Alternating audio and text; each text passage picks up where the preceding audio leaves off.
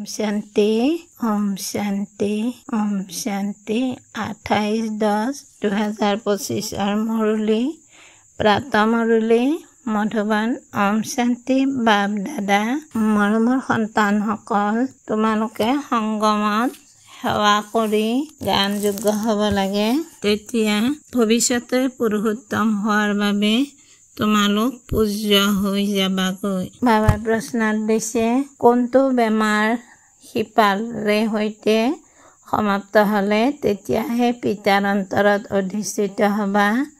উত্তৰত দিছে 1 নম্বৰ দেহ অভিমানৰ বেমাৰ। এই দেহ অভিমানৰ বাবে সমস্ত বিকাৰে মহাৰোগী কৰি তুলিছে। এই দেহ অভিমান সমাপ্ত হৈ গ'লে তেতিয়া তোমালোক পিতাৰ অন্তৰত অধিষ্ঠিত হ'বা।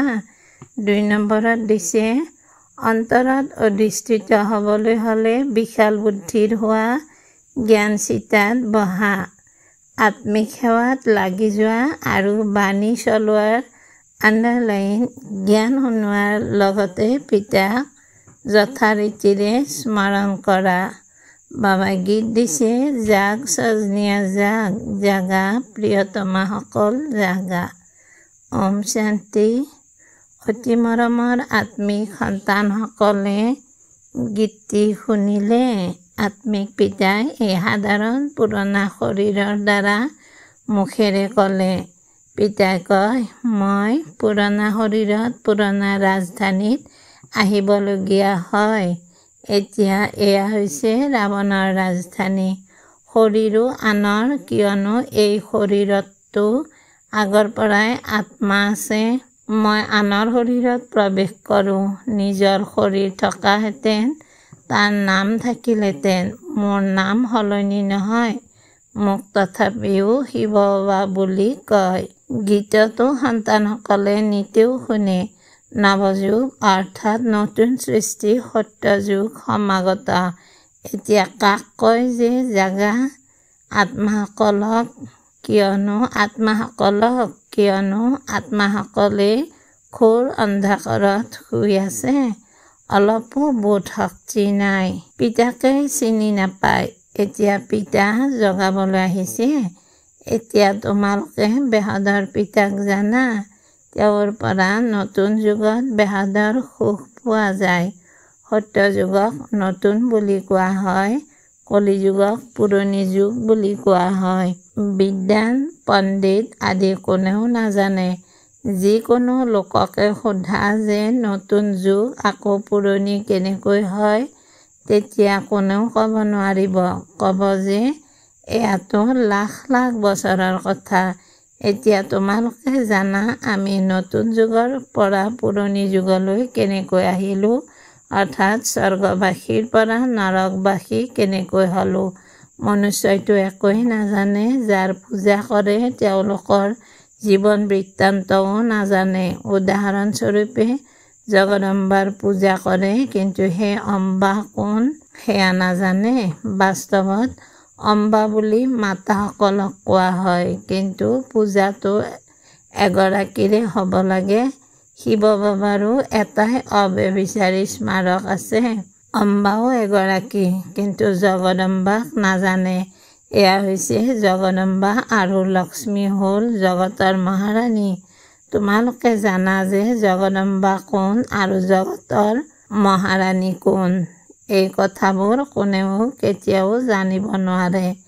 লক্ষ্মীক দেৱী আৰু জগদম্বাক ব্ৰাহ্মণী বুলি কোৱা হ'ব। ব্ৰাহ্মণ সংগমতে থাকে। এই সংগম যুগক কোনেও নাজানে। প্ৰজাপিতা ব্ৰহ্মাৰ দ্বাৰা নতুন পুৰুষোত্তম সৃষ্টি ৰচা হয়। পুৰুষোত্তম তোমালোকে তাত দেখিবলৈ পাবা। এই সময়ত তোমালোক ব্ৰাহ্মণসকল জ্ঞানযোগ্য হোৱা, সেৱা কৰি আছা, আকৌ পূজাৰ যোগ্য হ'বাগৈ। ব্ৰহ্মাক ইমান বুজা দিয়ে, তেন্তে অম্বাকনো কিয় নিদিব? তেওঁৰতো সকলো সন্তান হয় নহয়। মা পিতাই প্ৰজাপিতা হয়। সন্তানসকলক প্ৰজাপিতা বুলি কোৱা নহয়। লক্ষ্মী নাৰায়ণক কেতিয়াও সত্য যুগত জগত পিতা, জগত মাতা বুলি নক'ব। প্ৰজাপিতাৰ নাম প্ৰসিদ্ধ। জগত পিতা আৰু জগত মাতা এজনেই। বাকী তেওঁলোকৰ সন্তানসকল আজমিৰত প্ৰজাপিতা ব্ৰহ্মাৰ মন্দিৰলৈ গ'লে তেতিয়া বাবা বুলি ক'ব, কিয়নো হয় প্ৰজাপিতা হ্ৰদৰ পিতাসকলে সন্তান ৰচনা কৰে, গতিকে তেওঁলোক হ্ৰদৰ প্ৰজাপিতা হ'ল। এয়া হ'ল বেহদৰ। শিৱ বাবাতো সকলো আত্মাৰ বেহদৰ পিতা। এয়াও তোমালোক সন্তানসকলে পাৰ্থক্য লিখিব লাগে। জগদম্বা সৰস্বতী এগৰাকী। নাম কিমান ৰাখি দিছে, দুৰ্গা, কালী আদি। অম্বা আৰু বাবাৰ তোমালোক সকলো সন্তান হোৱা। এয়া ৰচনা হয় নহয়। প্ৰজাপিতা ব্ৰহ্মাৰ জীয়ৰী সৰস্বতী, তেওঁক অম্বা বুলি কয়। বাকী সকলো হৈছে পুত্ৰ কন্যা। সন্তে সকলো তুলনীয়া। ইমানবিলাক সন্তান ক'ৰ পৰা আহিব পাৰে? এয়া সকলো হৈছে মুখ বংশাৱলী। মুখেৰে স্ত্ৰীক ৰচনা কৰিলে, গতিকে ৰচয়িতা হৈ গ'ল। এনেকৈ কয় যে এওঁ মোৰ, মই এওঁৰ দ্বাৰা সন্তান ৰচনা কৰিছোঁ। এয়া সকলো হৈছে তুলি লোৱা কাৰ্য। এয়া আকৌ হৈছে ঈশ্বৰীয় মুখৰ দ্বাৰা ৰচনা। আত্মাটো হয়েই, তেওঁলোকক তুলি লোৱা নহয়। পিতাই কয়, তোমালোক আত্মাসকল সদায় মোৰ সন্তান। আকৌ এতিয়া মই আহি প্ৰজাপিতা ব্ৰহ্মাৰ দ্বাৰা সন্তানসকলক তুলি লওঁ। সন্তানসকলক অৰ্থাৎ আত্মাসকলক তুলি নলয়, পুত্ৰ কন্যাসকলক তুলি লয়। এয়াও অতি সূক্ষ্ম বুজিবলগীয়া কথা। এই কথাবিলাক বুজিলে তোমালোক এই লক্ষ্মী নাৰায়ণ হোৱা। তেওঁলোক কেনেকৈ হ'ল সেয়া আমি বুজাব পাৰোঁ। এনেকুৱা কি কৰ্ম কৰিলে যে তেওঁলোক বিশ্বৰ মালিক হৈ গ'ল? তোমালোকে প্ৰদৰ্শনী আদিতো সুধিব পাৰা। তোমালোকে জানা তেওঁলোকে এই স্বৰ্গৰ ৰাজধানী কেনেকৈ ল'লে? তোমালোকৰ ভিতৰতো যথাৰীতি প্ৰত্যেকেই বুজাব নোৱাৰে। যাৰ দৈবী গুণ থাকিব, এই আত্মিক সেৱাত ব্ৰতী হৈ থাকিব, তেওঁলোকে বুজাব পাৰে। বাকী সকলতো মায়াৰ বেমাৰত আবদ্ধ হৈ থাকে। অনেক প্ৰকাৰৰ ৰোগ আছে, দেওভিমানৰো ৰোগ আছে। এই বিকাৰবিলাকে তোমালোকক ৰোগী কৰি তুলিছে। পিতাই কয়, মই তোমালোকক পবিত্ৰ দেৱতা কৰি তোলোঁ। তোমালোক সৰ্বগুণ সম্পন্ন পবিত্ৰ আছিলা, এতিয়া পতিত হৈ গ'লা। বেহদৰ পিতাই এনেকৈ ক'ব। ইয়াত নিন্দাৰ কোনো কথা নাই, এয়া বুজাবলগীয়া কথা। ভাৰতবাসীক বেহদৰ পিতাই কয়, মই ইয়াত ভাৰতলৈ আহোঁ। ভাৰতৰ মহিমাটো সীমাহীন। ইয়ালৈ আহি নৰকক স্বৰ্গ কৰি তোলোঁ, সকলোকে শান্তি দিয়ে। সেয়েহে এনেহেন পিতাৰো মহিমা সীমাহীন, পাৰাপাৰ নাই। জগদম্বা আৰু তেওঁৰ মহিমা কোনেও নাজানে। তেওঁলোকৰো পাৰ্থক্য তোমালোকে ক'ব পাৰা। এয়া জগদম্বাৰ জীৱন বৃত্তান্ত, এয়া লক্ষ্মীৰ জীৱন বৃত্তান্ত। সেই জগদম্বাই আকৌ লক্ষ্মী হয়। পুনৰ লক্ষ্মীৰ পৰা 84 জন্মৰ অন্তত জগদম্বা হ'ব। চিত্ৰও বেলেগ বেলেগ ৰাখিব লাগে। দেখুৱাই যে লক্ষ্মীয়ে কলহ পালে, কিন্তু লক্ষ্মী আকৌ সংগমত ক'ৰ পৰা আহিল? তেওঁতো অৰ্থাৎ লক্ষ্মীটো সত্যযুগত আছিল। এই সকলোবোৰ কথা পিতাই বুজায়। চিত্ৰ তৈয়াৰ কৰা কাৰ্য যাৰ ওপৰত ন্যস্ত কৰা হৈছে, তেওঁলোকে বিচাৰ সাগৰ মন্থন কৰিব লাগে, তেতিয়া বুজাবলৈ সহজ হ'ব। ইমান বিশাল বুদ্ধিৰ প্ৰয়োজন, তেতিয়াহে অন্তৰত অধিষ্ঠিত হ'বা। যেতিয়া বাবাক যথাৰীতি স্মৰণ কৰিবা, জ্ঞান চিতাত বহিবা, তেতিয়াহে অন্তৰত অধিষ্ঠিত হ'বা। এনেকুৱা নহয় যে যিয়ে বহুত ভালকৈ ভাষণ দিয়ে তেওঁ অন্তৰত অধিষ্ঠিত হয়। নহয়, পিতাই কয়, অন্তৰত অন্তিমত অধিষ্ঠিত হ'ব। পুৰুষাৰ্থৰ ক্ৰম অনুসৰি যেতিয়া দেহ অভিমান নাইকিয়া হৈ যাব। পিতাই বুজাইছে, ব্ৰহ্মজ্ঞানীয়ে ব্ৰহ্মত লীন হ'বৰ বাবে পৰিশ্ৰম কৰে, কিন্তু এনেকৈ কোনেও লীন হ'ব নোৱাৰে।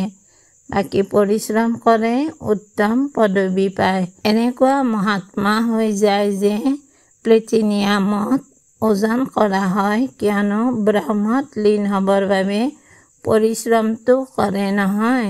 গতিকে পৰিশ্ৰমৰো ফল পায়, বাকী মুক্তি, জীৱন মুক্তি পাব নোৱাৰে। তোমালোক সন্তানসকলে জানা, এতিয়া এই পুৰণি সৃষ্টি সমাপ্তিৰ পথত ইমান বোমা তৈয়াৰ কৰিছে, ৰাখি থবলৈ জানো তৈয়াৰ কৰিছে? তোমালোকে জানা, পুৰণি সৃষ্টিৰ বিনাশৰ বাবে এই বোমাবোৰ কামত আহিব। অনেক প্ৰকাৰৰ বোমা আছে। পিতাই জ্ঞান আৰু যোগ শিকাই পাছত ৰাজৰাজেশ্বৰ দ্বৈত মুকুটধাৰী দেৱী দেৱতা হবাগৈ। কোনটো উচ্চ পদবী? ব্ৰাহ্মণৰ টিকনি উচ্চত, টিকনি সকলোতকৈ উচ্চত। এতিয়া তোমালোক সন্তানসকলক পতিতৰ পৰা পাৱন কৰি তুলিবলৈ পিতা আহিছে। আকৌ তোমালোকো পতিত পাৱনী হোৱাগৈ। এইটো নিচা আছেনে? আমি সকলোকে পাৱন কৰি ৰাজৰাজেশ্বৰ কৰি গঢ়ি আছোনে? নিচা থাকিলেতো বহুত আনন্দিত হৈ থাকিব। নিজৰ অন্তৰক সোধা, মই কিমানক নিজৰ সমান কৰি তোলোঁ? প্ৰজাপিতা ব্ৰহ্মা আৰু জগদম্বা দুয়ো একে নিচিনা। ব্ৰাহ্মণৰ ৰচনা ৰচে, শূদ্ৰৰ পৰা ব্ৰাহ্মণ হোৱাৰ যুক্তি পিতাহে শুনায়। এয়া কোনো শাস্ত্ৰত নাই। এইটো হয়ো গীতাৰ যুগ। মহাভাৰতৰ যুদ্ধও যথাযথ হৈছিল। ৰাজযোগ জানো এজনক শিকাইছিল? মনুষ্যৰ বুদ্ধিত আকৌ অৰ্জুন আৰু কৃষ্ণহে আছে। ইয়াতো বহুতে পঢ়ে, বহেও। চোৱা কিমান সাধাৰণভাৱে সৰু ল'ৰা ছোৱালীয়ে অল্ফ অৰ্থাৎ পিতা আৰু বে বাদশ্বাহী পঢ়ে নহয়। তোমালোক বহি আছা, তোমালোককো অল্ফ আৰু বে পঢ়াই আছে। অল্ফ আৰু বে এয়া হৈছে উত্তৰাধিকাৰ। পিতাই কয়, মোক স্মৰণ কৰা, তেতিয়া তোমালোক বিশ্বৰ মালিক হবা। কোনো আসুৰিক কাম কৰিব নালাগে, দৈবী গুণ ধাৰণ কৰিব লাগে। চাব লাগে মোৰ কোনো অৱগুণটো নাই। মই নিৰ্গুণহাৰীৰ কোনো গুণ নাই। এতিয়া নিৰ্গুণ আশ্ৰমো আছে, কিন্তু অৰ্থ একোৱেই নাই। নিৰ্গুণ অৰ্থাৎ মোৰ কোনো গুণ নাই। এতিয়া গুণৱান কৰি তোলাটো পিতাৰে কাম। পিতাৰ উপাধি টুপি আকৌ নিজৰ ওপৰত ৰাখি দিছে। পিতাই কিমান কথা বুজায়, নিৰ্দেশনাও দিয়ে। জগদম্বা আৰু লক্ষ্মীৰ পাৰ্থক্য শুনোৱা। ব্ৰহ্মা সৰস্বতী সংগমৰ, লক্ষ্মী নাৰায়ণ সত্যযুগৰ। এই চিত্ৰ হৈছে বুজাবৰ বাবে। সৰস্বতী ব্ৰহ্মাৰ জীয়ৰী, মনুষ্যৰ পৰা দেৱতা হবলৈ পঢ়ে। এতিয়া তোমালোক ব্ৰাহ্মণ। সত্যযুগী দেৱতাও মনুষ্যই হয়, কিন্তু তেওঁলোকক দেৱতা বুলি কোৱা হয়। মনুষ্য বুলি ক'লে যেন তেওঁলোকক অপমান কৰা হয়। সেইবাবে দেৱী দেৱতা বা ভগৱান ভগৱতী বুলি কৈ দিয়ে।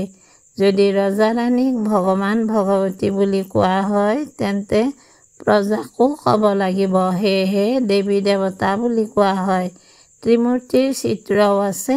সত্যযুগত ইমান কম মনুষ্য, কলিযুগত ইমান অনেক মনুষ্য থাকে। সেইটো কেনেকৈ বুজাবা? ইয়াৰ বাবে আকৌ সৃষ্টি চক্ৰৰ চিত্ৰও নিশ্চয় লাগে। প্ৰদৰ্শনীলৈ ইমান অনেক লোকক মাতা হয়। শুল্ক বিষয়াকতো কেতিয়াও কোনেও নিমন্ত্ৰণ জনোৱা নাই। গতিকে এনেধৰণৰ বিচাৰ কৰিব লাগে। এই ক্ষেত্ৰত বহুত বিশাল বুদ্ধিৰ প্ৰয়োজন। পিতাৰতো সন্মান ৰাখিব লাগে। হুছেইনৰ ঘোঁৰা কিমান সজাই, মূৰত বন্ধা পেটীপাত কিমান সৰু, ঘোঁৰা কিমান ডাঙৰ, আত্মাও কিমান সূক্ষ্ম বিন্দু, ইয়াৰ শোভা কিমান। এয়া অকাল মূৰ্তৰ আসন হয় নহয়। সৰ্বব্যাপী ধাৰণাটো গীতাৰ পৰা আনিছে। পিতাই কয়, মই আত্মাসকলক ৰাজযোগ শিকাওঁ, তেন্তে সৰ্বব্যাপী কেনেকৈ হ'ম? পিতা শিক্ষক, গুৰু সৰ্বব্যাপী কেনেকৈ হ'ব? পিতাই কয়, মইতো তোমালোকৰ পিতা হওঁ, আকৌ জ্ঞান সাগৰ হওঁ। তোমালোকে বেহদৰ ইতিহাস ভূগোল বুজিলে বেহদৰ ৰাজ্য পাই যাবা। দৈবী গুণো ধাৰণ কৰিব লাগে। মায়াই একেবাৰে নাকৰ পৰাই ধৰি লয়। চলন লেতেৰা হৈ যায়, তেতিয়া লিখে এনেকুৱা ভুল হৈ গ'ল, মই মুখ কলা কৰি পেলালো। ইয়াতো পবিত্ৰতা শিকোৱা হয়। আকৌ যদি কোনোবা অধপতিতো হয়, তেন্তে সেই ক্ষেত্ৰত পিতাই কি কৰিব পাৰে? ঘৰত কোনো সন্তান কলুষিত হৈ গ'লে মুখ কলা কৰি দিলে তেতিয়া পিতাকে কয়, তুমি মৰি যোৱা হ'লেই ভাল আছিল। বেহদৰ পিতাই যদিও ড্ৰামাখনক জানে, তথাপিও ক'বতো নিশ্চয় নহয় জানো? তোমালোকে আনক শিক্ষা দি যদি নিজে অধপতিত হোৱা, তেন্তে 1000 গুণ পাপ বাঢ়ি যায়। কয় মায়াই থাপৰ মাৰি দিলে। মায়াই এনেকুৱা ঘোচা মাৰে যে একেবাৰে বুদ্ধিয়ে নোহোৱা কৰি দিয়ে। পিতাই বুজাই থাকে, এই দুচকু বৰ প্ৰবঞ্চক, কেতিয়াও কোনো বিকৰ্ম কৰিব নালাগে। ধুমুহাটো বহুত আহিব, কিয়নো যুদ্ধক্ষেত্ৰত আছা নহয়, গমেই পোৱা নাযায় যে কি হ'ব। মায়াই তৎক্ষণাত থাপৰ মাৰি দিয়ে। এতিয়া তোমালোক কিমান বিচাৰ বুদ্ধি সম্পন্ন হৈছা। আত্মাহে বিচাৰ বুদ্ধি সম্পন্ন হয় নহয়। আত্মাই অবোধ আছিল, এতিয়া পিতাই বিচাৰ বুদ্ধি সম্পন্ন কৰি তোলে। বহুত দেহ অভিমানত আছে, বুজি নাপায় যে আমি আত্মা। পিতাই আমাক আত্মাসকলক পঢ়ায়, আমি আত্মাই এই কাণেৰে শুনি আছো। এতিয়া পিতাই কয়, কোনো বিকাৰৰ কথা এই কাণেৰে নুশুনিবা। পিতাই তোমালোকক বিশ্বৰ মালিক কৰি তোলে। লক্ষ্য বহুত উচ্চ। মৃত্যু যেতিয়া সমীপত আহিব, তেতিয়া তোমালোকৰ ভয় লাগিব। মনুষ্যৰ মৃত্যুৰ সময়তো মিতিৰ কুটুম আদিয়ে কয় নহয় যে ভগৱানক স্মৰণ কৰা বা কোনোৱে নিজৰ গুৰু আদিক স্মৰণ কৰিব, শৰীৰধাৰীক স্মৰণ কৰিবলৈ শিকায়। পিতাইতো কয় মামেকম, অৰ্থাৎ কেৱল মোক স্মৰণ কৰা। এয়াতো তোমালোক সন্তানসকলৰহে বুদ্ধিত আছে। পিতাই আদেশ দিয়ে মামেকম স্মৰণ কৰা, শৰীৰধাৰীক স্মৰণ কৰিব নালাগে। মাতা পিতাও শৰীৰধাৰী নহয় জানো? মইতো বিচিত্ৰ বিদেহী, এওঁৰ অৰ্থাৎ ব্ৰহ্মাৰ শৰীৰত বহি তোমালোকক জ্ঞান দিওঁ। তোমালোকে এতিয়া জ্ঞান আৰু যোগ শিকা। তোমালোকে কোৱা জ্ঞান সাগৰ পিতাৰ দ্বাৰা আমি জ্ঞান শিকি আছো ৰাজৰাজেশ্বৰী হ'বৰ বাবে। জ্ঞান সাগৰে জানো শিকায়? ৰাজযোগো শিকায়। ভাল বাৰু। অতি মৰমৰ কল্পৰ পাছত পুনৰাই মিলিত হোৱা সন্তানসকলৰ প্ৰতি মাতা পিতা বাপ দাদাৰ স্নেহপূৰ্ণ স্মৰণ আৰু সুপ্ৰভাত। আত্মিক পিতাৰ আত্মিক সন্তানসকলক নমস্কাৰ। আমি আত্মিক সন্তানসকলো আমাৰ আত্মাৰ মা বাবা বাপ দাদা স্নেহপূৰ্ণ স্মৰণ, সুপ্ৰভাত, নমস্কাৰ নমস্কাৰ নমস্কাৰ। ধন্যবাদ বাবা, ধন্যবাদ। ধাৰণাৰ বাবে মুখ্য সাৰ 1 নম্বৰত দিছে, বুদ্ধিমান হৈ মায়াৰ ধুমুহাত কেতিয়াও পৰাজিত হ'ব নালাগে। দুচকুৱে প্ৰবঞ্চনা কৰে, সেয়েহে নিজে সাৱধান হ'ব লাগে। কোনো বিকাৰী কথা এই কাণেৰে শুনিব নালাগে। 2 নম্বৰত দিছে, নিজৰ অন্তৰক সুধিব লাগে যে মই কিমানক নিজৰ সমান কৰি গঢ়ি তোলো। মাষ্টৰ পতিত পাৱনী হৈ সকলোকে পাৱন অৰ্থাৎ ৰাজৰাজেশ্বৰ কৰি তোলাৰ সেৱা কৰি আছোনে? মোৰ কোনো অৱগুণটো নাই। দৈবী গুণ কিমানলৈকে ধাৰণ কৰিছো। বাবাই বৰদানত দিছে, প্ৰতিটো সংকল্প বা কৰ্ম শ্ৰেষ্ঠ আৰু সফল কৰি তোলোতা জ্ঞানস্বৰূপ বুদ্ধিমান হোৱা। প্ৰতিটো সংকল্প বা কৰ্ম শ্ৰেষ্ঠ আৰু সফল কৰি তোলোতা জ্ঞানস্বৰূপ বুদ্ধিমান হোৱা। যিসকলে জ্ঞানস্বৰূপ বুদ্ধিমান হৈ যিকোনো সংকল্প বা কৰ্ম কৰে, তেওঁলোক সফলতা মূৰ্ত হয়। ইয়াৰে স্মাৰক ভক্তি মাৰ্গত কাৰ্য প্ৰাৰম্ভ কৰাৰ সময়ত স্বস্তিকা অংকন কৰে বা গণেশক নমন কৰে। এই স্বস্তিকাৰ স্বস্থিতিত স্থিৰ হোৱা আৰু গণেশ জ্ঞানপূৰ্ণ স্থিতিৰ সূচক। তোমালোক সন্তানসকলে যেতিয়া স্বয়ং জ্ঞানপূৰ্ণ হৈ প্ৰতিটো সংকল্প বা কৰ্ম কৰা তেতিয়া সহজে সফলতাৰ অনুভৱ হয়। শ্লোগান: ব্ৰাহ্মণ জীৱনৰ বিশেষত্ব হৈছে আনন্দ, সেয়েহে আনন্দ দান কৰি যোৱা। ব্ৰাহ্মণ জীৱনৰ বিশেষত্ব হৈছে আনন্দ, সেয়েহে আনন্দ দান কৰি যোৱা। ওম শান্তি, ওম শান্তি। অব্যক্ত সংকেত: নিজৰ আৰু সকলোৰে প্ৰতি মনেৰে যোগৰ শক্তি প্ৰয়োগ কৰা। যেনেকৈ যিকোনো বিজ্ঞানৰ সাধন ব্যৱহাৰ কৰিলে তেতিয়া প্ৰথমে পৰীক্ষা কৰিব যে লাইট আছে নে নাই, তেনেকৈ যেতিয়া যোগৰ শক্তিৰ গুণৰ প্ৰয়োগ কৰা তেতিয়া প্ৰথমে এইটো পৰীক্ষা কৰা যে মূল আধাৰ আত্মিক শক্তি, পৰমাত্মা শক্তি বা লাইট অৰ্থাৎ পাতল স্থিতি আছেনে। যদি স্থিতি আৰু স্বৰূপ ডাবল লাইট হয় তেতিয়া প্ৰয়োগৰ সফলতা বহুত সহজে পাব পাৰা। ধন্যবাদ বাবা, ধন্যবাদ। ওম শান্তি, ওম শান্তি, ওম শান্তি।